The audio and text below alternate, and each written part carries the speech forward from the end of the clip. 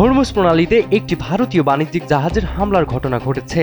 আক্রান্ত জাহাজটির নাম সানমার হেরাল্ড, যা মূলত অপরিশোধিত তেল পরিবহনের কাজে নিয়োজিত ছিল।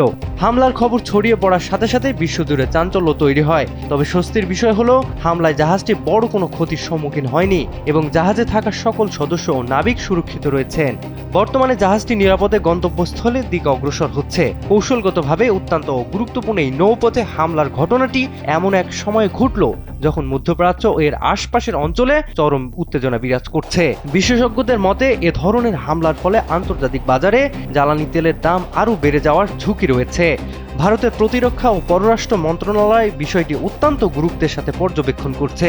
সমুদ্র পথে বাণিজ্যের নিরাপত্তা নিশ্চিত করতে আন্তর্জাতিক মহলে জোরালো ভূমিকা এখন সময়ের দাবি। হরমুজ প্রণালীতে ভারতীয় এই বাণিজ্যিক জাহাজে হামলা নতুন করে ভূ রাজনৈতিক সমীকরণকে জটিল করে তুলতে পারে বলে ধারণা করা হচ্ছে।